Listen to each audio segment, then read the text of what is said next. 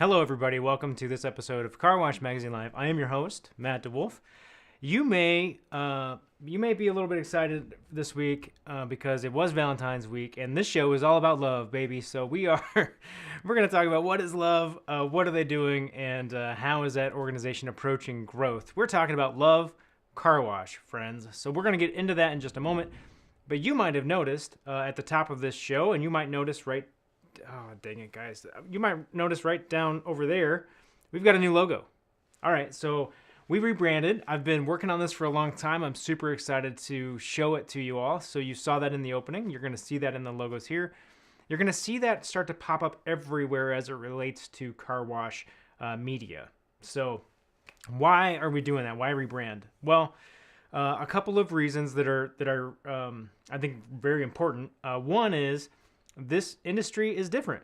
And so our industry publication needs to reflect that. And I think we started that publication 10 years ago. And the way that people consume content is different. The way that our industry is structured is different these days.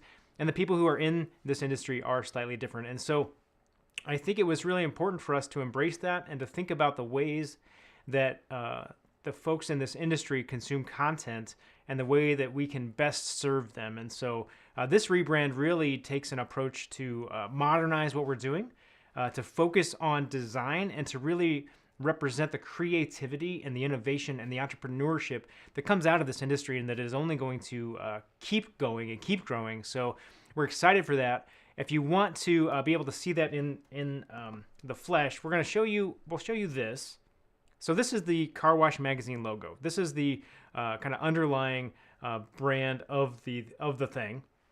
And then if you really want to see that in the flesh and how that's going to come to life in print, you got to be an ICA member, friends. So we're going to send that first issue of the magazine, which will reflect this new brand, and will have all of that energy and all of those stories that you've come to love in it. You got to be a member. This is how you join right down here. That's my only pitch for the day. That's not true. I've got one more. One more for you that is also ICA membership related. The consumer study has launched the latest version. That's the 2022 version. There is a special presentation. Okay, so number one, you can go buy the thing and look at the thing yourself.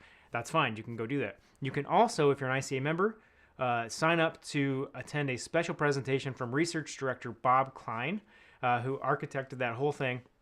And he's going to share some of the insights from what happened in that study, what's different, and some actionable things that you can take back for your business. That's going to be on March 16th. Okay, so March 16. I heard somewhere that you got to say a thing 3 times before it sticks. March 16, that's 4, maybe 5. So again, go to the link below here. You can see it on the screen. It's ica.carwash.org/research. If you're listening and can't see the screen, that is for that special presentation. So make sure you check that out.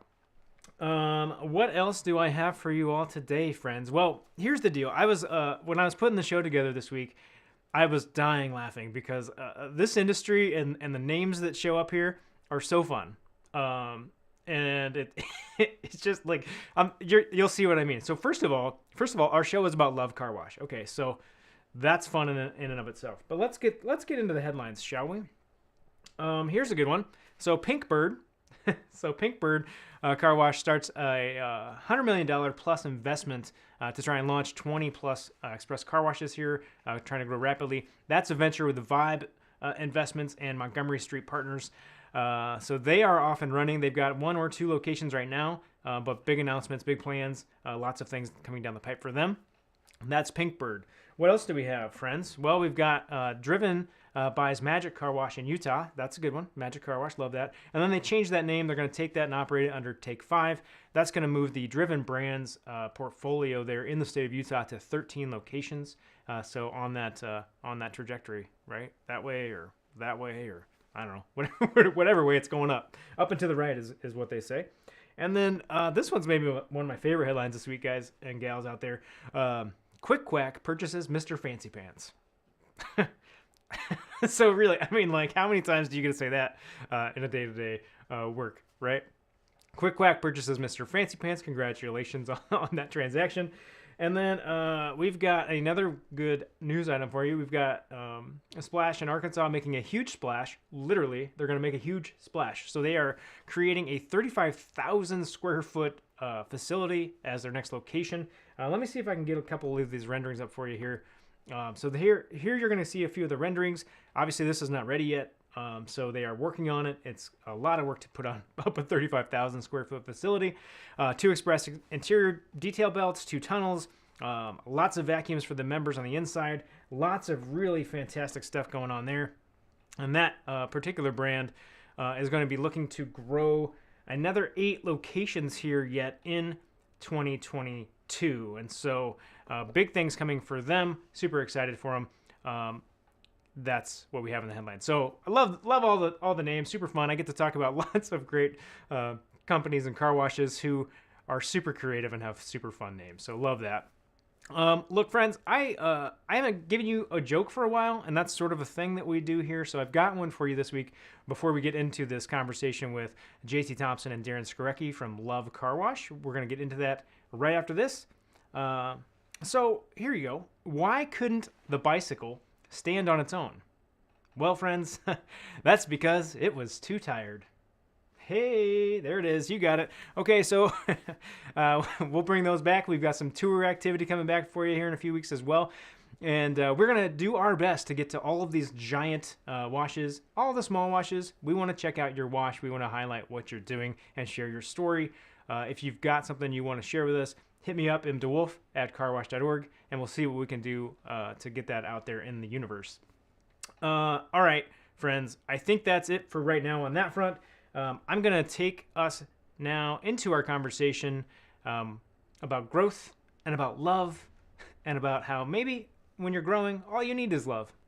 So not the first rodeo, you might say, right? No. Yeah. This is for me the third one we stood up in the last 3 years. Yeah, because we started with Go at the really just a strategy deck and built that from that, and then with ModWash when I started there we had 2 units that were open, and then I left. I think we're at 23 with the acquisition that was in the process of closing, and then we launched LUV September 7th, and we've just been on a tear since.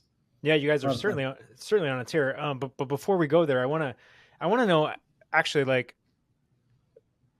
why do you keep doing this? Right, like you've done it a few times. You keep doing these platforms. What is it that's exciting about it, and what is it that draws you to it? Go ahead, JT. Yeah, for me, listen. I'm excited to get into and ride it out.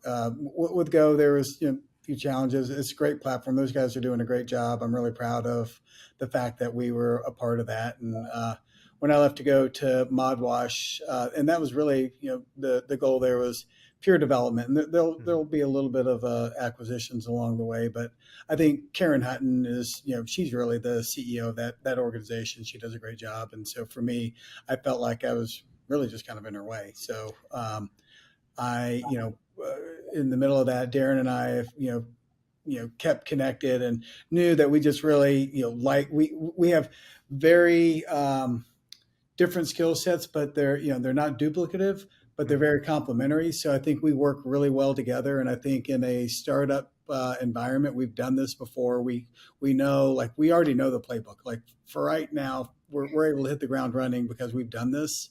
And we're pulling all the pieces together. And, the challenge is getting the people, to be honest. I mean, we've got fantastic investors. So when we decided, hey, we wanted to go put this, this new opportunity together, we spoke with a bunch of different private equity, investment banking type of organizations. And we ended up with a group called Susquehanna Private Capital. And these guys have just been fantastic. Like, I just can't say enough. It's been a great relationship. They're very supportive. They stand, they inject, thoughts when they need to, but, they stand out of the way, most all the other time. And I think it's just a very productive relationship. And I think just that's really led to kind of where we are. So Darren, what say you? Yeah, I mean, you just said it all. We're completely aligned on that. But really, what pulled us back together is, we both had incomplete stories, and we just love doing this, and we love doing this together. And it's really about people and building a team and providing the best car wash experience you can for customers. And I think we feel like we have that experience. We know how to do it. And we have a great network of people in the industry as well. So we're just really trying to pull all that together and have a lot of fun doing it.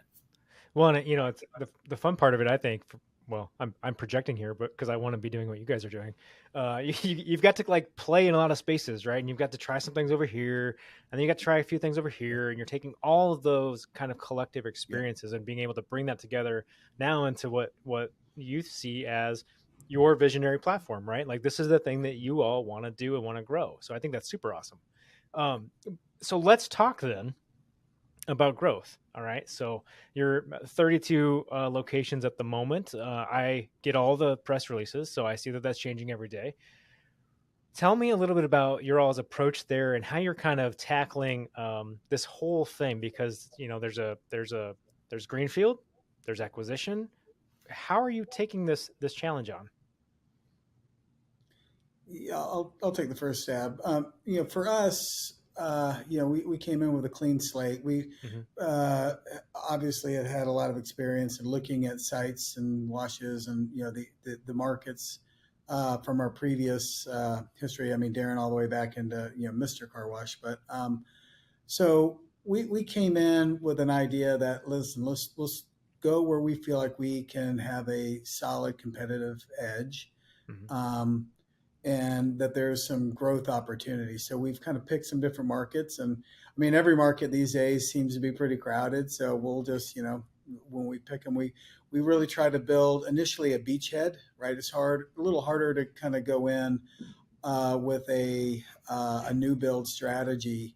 Though we're doing it mod wash. So, but for us, I think between us and our investors, we said, listen, let's go in, set up beachheads in these markets, and then we'll go back and start building a pipeline and a de novo strategy where we're infilling strategically into those markets where we've set up shop. Yeah, I mean, super smart approach. I mean, that's sort of like the only way you can do it fast, right? Because you can't. Before we got on this podcast, we were talking about how just labor, materials, permitting, all that stuff is taking so much longer now. You can't grow a platform quickly that way. So you do have to be ready to play that acquisition game a little bit and get in there while you do the work to build up that greenfield pipeline so you can get fruit from that. Totally. Yeah, and there's a lot of great sites out there. So, from our perspective, we feel like there's an advantage to scale, and that, we can bring some of those advantages to bear. So, for us to go and look and find, some of the smaller groups out there, we feel like, it's a good opportunity for them and it's a great opportunity for us as well. So, but as we couple that with the new build.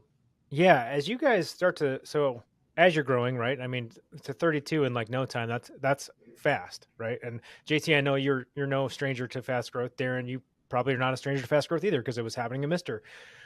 As you guys are kind of growing this business and this car wash and platform, what are you being careful about? What do you want to really make sure kind of stays true to the core? Like, what are you watching?